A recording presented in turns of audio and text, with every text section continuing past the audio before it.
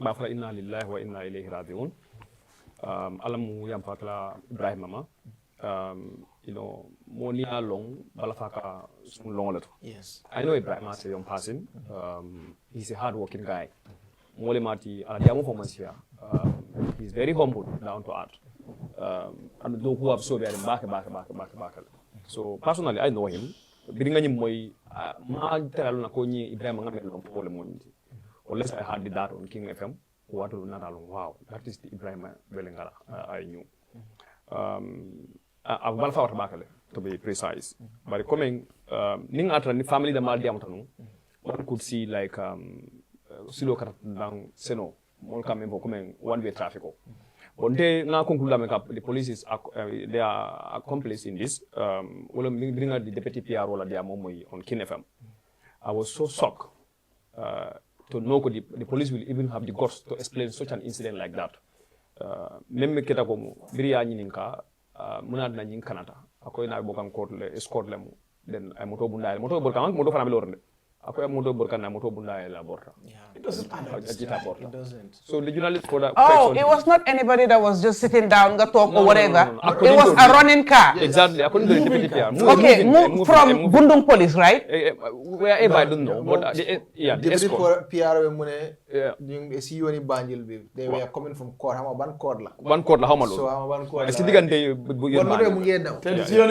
Okay, now let's put the pieces together. This Ibrahim was in Banjul, right? Detained. Yeah. According to him, it was supposed to be Banjul magistrate. So, but according to him, Sane Mune, Bundung magistrate leng them. Yeah, because it's so now the journey will be Bundung all the way because Benatalila. Yeah. Put them either mile 2 because li wax mu ne ko ñu ngi joge Bundung ñu ko yóbbu mile 2. Wow. For amang wole foy. Exactly. So digante Bundung ak mile 2 prison. Yeah, digante so nit recce si moto understand nga gena ubi moto bi mu recca on handcuffs. On handcuff. The Banjul highway is too busy. Absolutely. It's too busy. Only the mangroves. Even if it's the police officer who couldn't escort, it's even the driver. Now let's use our head. Even the police officer, even if Sunek Hukumai the driver. Only one person. Only mom rek. Koku ubi mutobi. Titigante binga tahaw. Understand nga? As a police officer in uniform. Ngarite ko nga yuhu. Dinga am kula eske because the person is in handcuff. At least I'm gonna upper hand. Yo fofu nono. So, exactly. A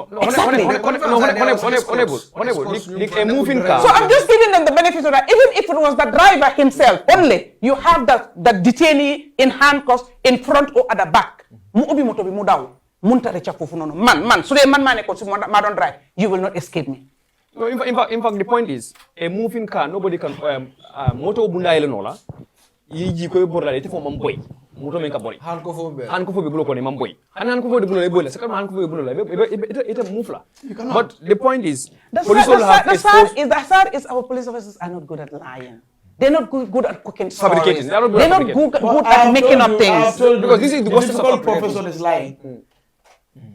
It's difficult. But some people are good in it, you know. But you can still detect. But in this case, it's very late. This story, because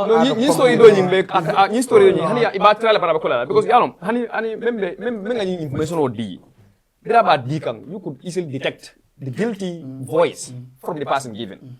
But the point is, my biggest disappointment is because you know, being established the coca, is completely not true.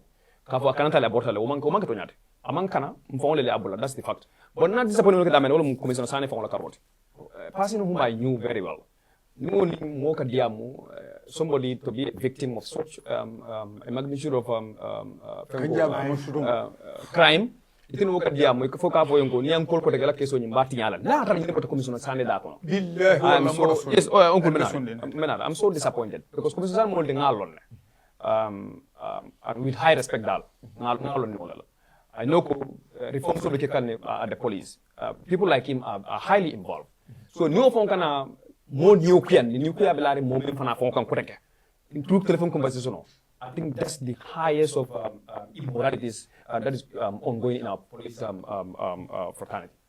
Menketa dal pabi nkemo leka diamu bayla diamu li bakal watu ntebe danelal menketa aketale ite brama bunul ban defana ngalon andu longo bala fabe longol to ni bela right exercise wado do ita try dron e sabaro kameje ya ala sa noto manke ko me be silale alla bina la kelo kele bari Allahu ma sabirin inna Allah ma sabirin ala kawle fo wato ko di so nin ala ni sabar lal ni bela nyanto nyin kele wato dron iji so bo nyaaw dron kam yeta la nyanto nyin nom men ketela asunko alumol be jamfala ba tonya be sabati lal anu tonya be na sabati le lumenna bite be kumbo kan bari tonya be na sabati le men kan kumbo la mo be tarrawol kan wala nangalo ka fo who laugh last laugh the best askeno biya be tele kan ha itele dimota bari mo man de nga story ni na follow ne ata mo le fata mo modu ni moto le fana fon fata o moto yin dum tamin to le bi police on ne man finti ka o moto fono dum ba plato kala ko communicate and mo ni dam fadam ma mo fa fadam ma man announce mo ni moto le yemanta yo o moto la yema woni moto le ba plato so ni so tole there is already an agreement existing this hot passive agreement between Gambia and Senegal ngajela jang political player I'm not playing politics in this man ta political play kay nani misala ko sa mo ko political play je bar ma sakunda police le mol normal men yalon ko meali political ma idiam to diamo ma yol ke mam mo fa bar ma sakunda ta le bench warrant issue will come pour yete inu mai ta dawoda bench warrant ko dara ko de ka bench warrant ta pour mo se je dawoda kadu baade be sabatirne ban sakunda la police bunda banko ko to la police bunda ta through Interpol bar o fana ko de yes awanke banko be fana de bar instance membe ko men nyindo nyim keta nyamenna mo fata bar mo fana anala property le fana yemanta fana ko de o property is officially registered and paying tax with the Gambia government so tala jero wosi dum dawoda within Gambia and Senegal tema hani atra imasu to no beating bari police la kuma ko nyenta ka fintile ko o moto la details so o moto la details so nyenta ka fintile on the in the public domain kay tan ko nyimmoto kari nyine yemanta nyi lun kari anin kari le yemanta nyola so therefore nimmo man hadama do jeno bar moto nyenta ko jeno le bari yalla dimbal bari membe je wala min ko na police kunna jiko man taraji jiko man na police kunna man kay la nyi kesle mamba fokam bar ko men tawandiro lem ntel be me jang we have police friends be jang we have badi ngol police kula kon la bari tamandiro na dino fonka me dan wato wala ala na qur'an kam na ala diamata wato wata kam mulla la dala wala mutilingoti ala adil ala manjutu tilingola so ko le foto jamme ala ko me ga faaro men tambita wo faaro me ga bur futing gambe dingol mu ko me nyaa fa nyamen na nyi ibrahim nyamen na faram gambe dingo to nyale bari bi nga alsa announce mo be sokta bar bir mo be sokta instantly police wala kuma ko fintile woni warrant kay tan ko yinde afotale bari arrest warrant isule and trying to coordinate with Sierra Leone police and the regional police units pour ka nyim mota ka pasu kana di ka ayne ko mandi tilmola mota fala ite quand même fo mota fala wala afa hani but there is undeniable facts loi quand même for undeniable facts damendu yalon communication tambita ani mote male and wala kata mo labanta ni mendiamoda so police si tukuno loi si tukuno ko male ko sane ka foten ko najil de matal ni kala last mote ni yalon ka diamoda but idiamoda wati jo male yin yimanta wati jo male ya fam yim fact ni is undeniable ka fo ni mo last passing so he could help the police in the investigation ma kanat atase mo police ma ko no wo kiskisro me yalon police nyanta ka wala sabati ni na saya ko la ni mo me yalon ko assis anyata ka taraka police ma ko wo kiskisro ko la basa ni ma to soto demande police ma ko kiskisro ko la nobody because il faut mo yafale ne ko biri at ayamanta police ko tene ko biri ko nyinde asunta ka tele afa anala frensol bara mo frensol tofo bayira ko fana ko ko de yaay tan ko nyim biri be Ibrahima Komandi la aya ko mandi modole to yala ka fa katawol dandam fo Ibrahima fo sabati nata itele menari ko kala musol kananari so nata nyin ko atani mo le yafa andu wo e apotani according to itele Ibrahima ko akata mo dandam mem manke atafanati bari atafana no mbay Ibrahima Komandi witinda atafana facilitate that means that he knows something in the case. So I don't think the police will have the audacity pour ka fote enko to miro da malemo and am proof follow. Yes, every accused is seen like anu bodo kene na mo ko nyeko atele yafa yakito kitije nimmo ba kono la you are not proven guilty until the court of law loi bunda itara kiti bunda men foni wasabati ko la dalilol men ning so darol men nata jang asabati do karale imbotaw ko la bari fo mo le cité dans controu pour wo kito nyi nga sabati ka karale mo wala manke kari so namino do kam fami be ko la sala mo ite do murno nare bari mun kam fale be je anna manke de ma fanati inyon wuli wuli kam fari nyin ko la inyon wuli wuli me alon ko itele awulu bari mo do be kam fari ko la nyamenna askeno te fontal wala ka do ko mbokante bari mo do kam fari mo na ko tilimbaliya aka fitnol wulu banko kam. Wherever you see injustice alonko wo banko ye dati men wala mun ko askeno tenkumbala si nyati no banko la tinyaro si nyati no banko la so la tinyaro modo amankala amala mola de bare ka folo ko nin askeno kare la who is next nata kita itela kumamboje then who is next o sa nata ngaji bele nata sa ngaji bele banko kan sembo be jumale to wala jumale jeldi ama hanyi nyuni ake bondi la no amanka man hanyi ya fang yindi mamanke silam ay nyante bondi la jela ay sey ay bu sekala pala soma do take meja delbe min no sambi wala mun ka itel mo itel tabang na mo do fotela keta mo Okay, abla ngana damen whether the police concluded with the investigation to pursue the alleged killer or murderer or not. But I think you have the civil right also to sue the police on the basis of negligence. Because if only in arrest, and that's what no mobilise me alon ko iko atilan dingo fa. But police mo kuma ya findele ka fo wobe tele mo ko la le wonu hanko fo mo wobo fo finde mo ko la abota. I think you have the right not to tell man noma. Either you have the right to pursue them through a civil suit. For negligence, because this is the highest of negligence one can ever imagine. That's my view on it. Ni man kuboye, I think it is kubono je luala karola. Alas to nyas badin di ini tema. Gis nga yang ko don advice leen comme ne pour mu dal suy wax ak yoy nonu and mu bàyyi xelam. You know, it's a good advice waaye tamit nit ki tamit dafa nekk si fi nga toolu. Dafa fi nga toolu. Daf dee mun a drive a lot. Understand nga sare action emotions yeah exactly emotions du ñep ñoko di mëna control and everything else we're not talking about ku gañu kuñ door or whatever it's somebody who has died and nim explain it tamit you know the nature bim gisee doomam imagine a last moment bim ko gis ñu wax mun ko recognize and then mu ñëwaat gis ko in a manner boo xam ne unrecognizable it's sad because this thing can be traumatizing and ñu ngi dëkk ci dëkk boo xam ne people don't have social psycho support therapy counseling you don't have it here you are left to fight your battle on your own trying to seek for justice and get closure all these things can be traumatizing and then again at his age you know, it's not like me and you. I'm not luñ mëna déku. No matter how difficult the circumstance is, but I'm not in a age you're there tolo. Comme xalé bu ndaw ak mak na magi. You just are not there to deal with it. So it's easier said than done. Li all of the wax nek li mu saf ki ko mucha ko xam.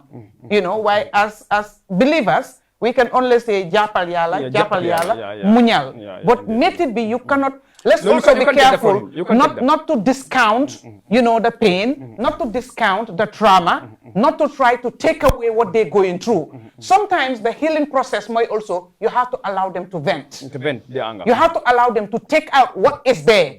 It's part of the healing. But ñun dañ dé mëndu wone muñal dédé góor du joy bulli ya nga suppress lolu mo la gañ.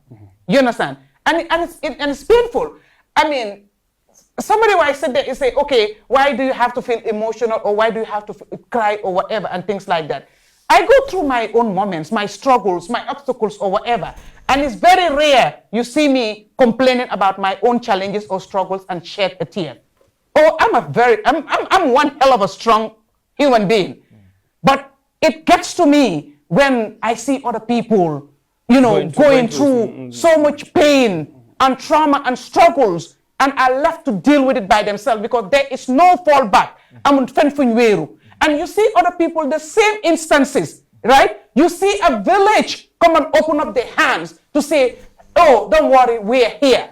So you ask yourself, am I less of a citizen? Am I less of a human being? And it's happening over and over and over and over. The point is, in fact, his emotions are always understandable. Because Ibrahim, the late Ibrahim, I can tell you, he is among the breadwinners of for the family. He was the breadwinner, yeah. Yeah, Ibrahim, they come like somebody. They ligue gudi ak becek. So that you could look at the Ibrahim, cannot go taxi do go amankar. Kana do. So sometimes the tripola. Family then depend on the boy. So the boy was not a liability on in the country. He was somebody who is working from his own sweat. If they ligue goody at Becek Lala. So if they ligue goody at Becek Lala. So if they ligue goody at Becek Lala. So nekul le pabi mu ngi her ne ngir ni dom la ngir do dedet is somebody a son with definitely benefits. with benefit. So I understand, but I think the police did it all wrong. Yeah, so I think man somatic is, I think it's not still late. Police, they made few mistakes. Man, when I listened to the deputy PRO on this case, I got disappointed at some point because yeah, so yeah.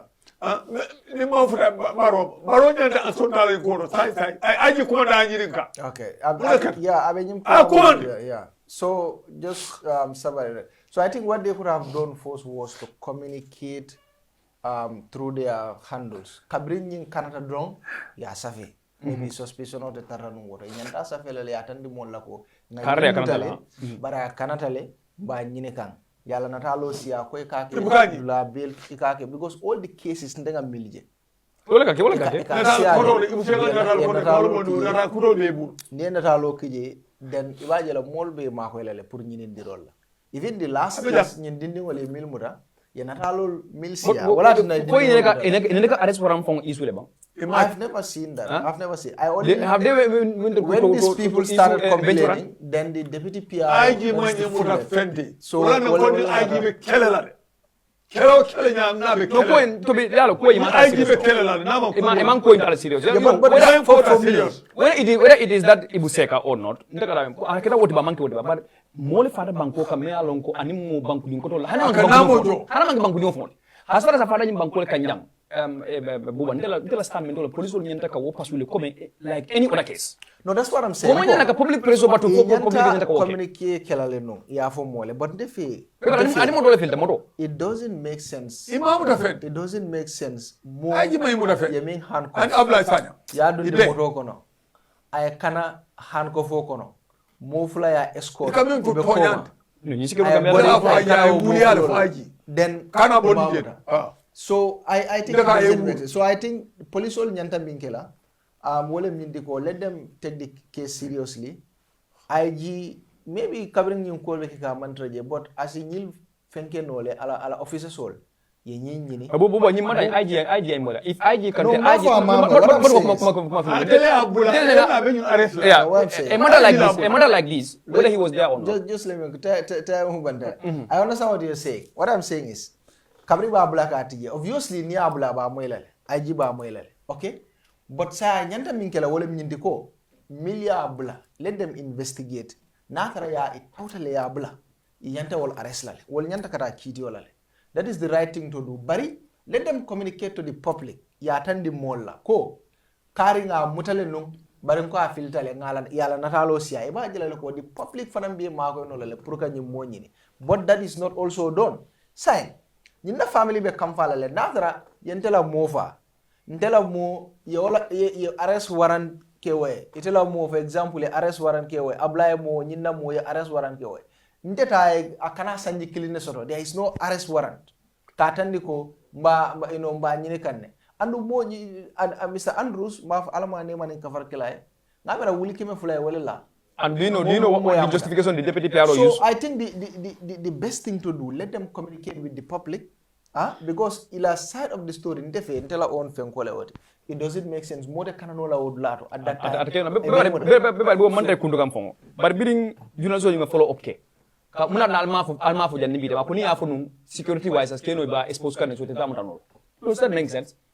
Yeah. More far. But don't let go for the pumo. But you know you can okay. As keno let me tell you. Let me say this. I have a family that lost one or two, not one, two of their parents because of a situation like this. You know what happened? They were having high blood and diabetes. So when they had an incident and they realized that the way the thing was going, to them it was not fair, and it's like they were not considered as far as they are concerned.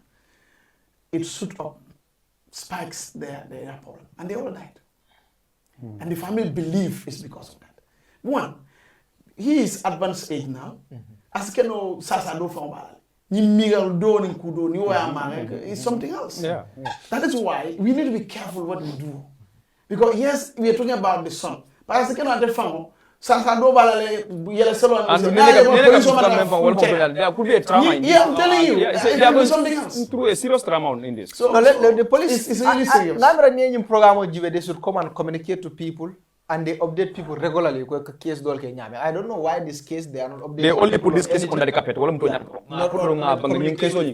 I don't know what is so specific in it. Let me ask you the question. In the Andrews case, who issued the bounty? Is it the family or the police? No, the police. I'm not sure of that, but there is a bounty. But I know the police. It's from the police PRO came on King FM and confirm it. Oh, confirm. Okay. Yes, they confirm it. Okay. Yeah. So you see, what the madam more you know, I think let them come out. Start in case update by Nini Kande, the Malta. Let's say similar in case can. Barinko, and Kabuta, more bejan, even in case normal. Yamai. Baronyanta wula in case I commander Yininka. Baromak, Nasilo no Kujan, Meka to Silo no Kujumalin, Kambia Dimul, Aramadimul.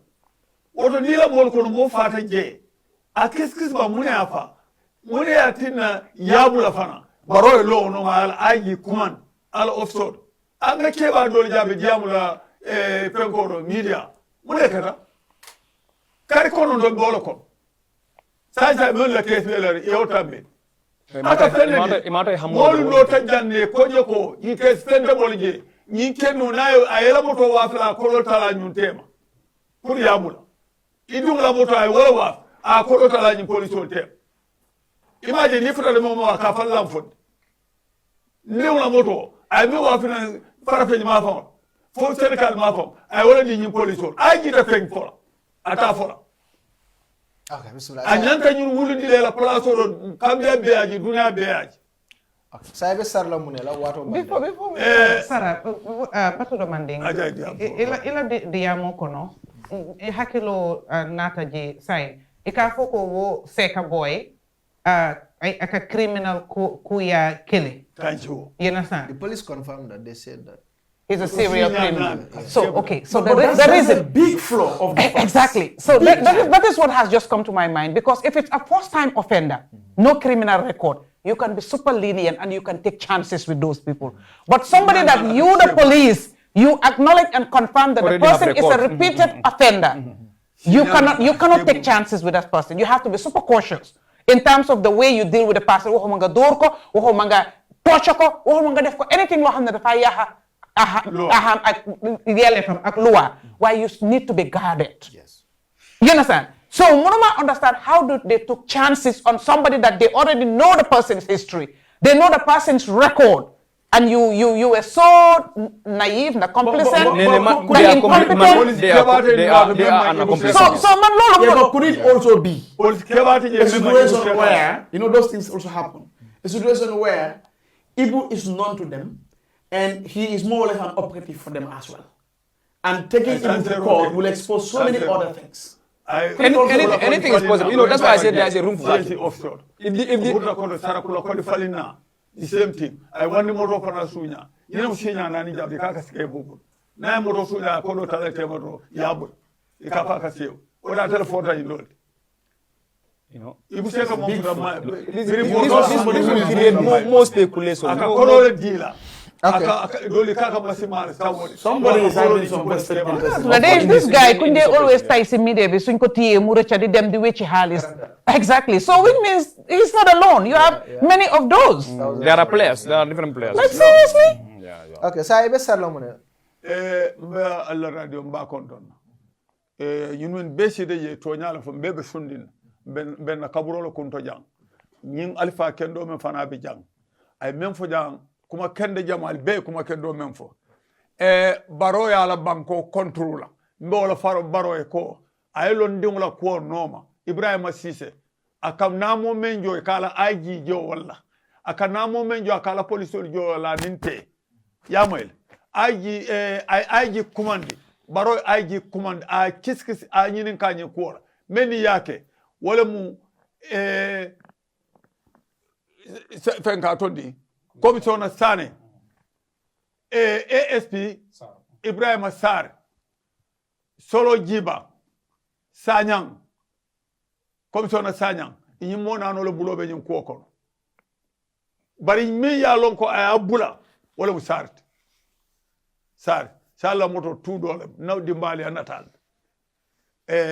pajeri ndiw le tudo ibu seka be sirin ko metol police fula be nyaar way jom pa sew kunana al ko mo jibe de kambe ankol membe ani membe kambe ay bantala barol lafta ay bulay ko no nten nula ko to late nim baro manyi ko ma di sontaje benna dimbal be ko manda salikola be gelgelel kila kiyang badubo be na president wali wala balo nala ko nyin ko nde chakande ndi wala niyo a kilinne be mbulo kon bara important di a important ala e nyamen nyafa kenseng ala motota annun sula da fana police le wuli na moto la ko le wuli ye bra e seka kiskis yamot ni ma ke nyin kesi sai na kutata din forward go for president fana abarka bage pabe ngetendu ke je bage kamaja nga tendu ka je bage nga nyine sotale no bi on di grand bantaba programme to mba flale ko ala baraka bage mol mil kanyum programme no ma gambie jang anin gambie banda e be la flakila number di fo pour no la sake contact okay mune la number ni na number 2657058 9909769 3560 990 3560 okay jumale be whatsapp membe whatsapp wala 6530990 okay 65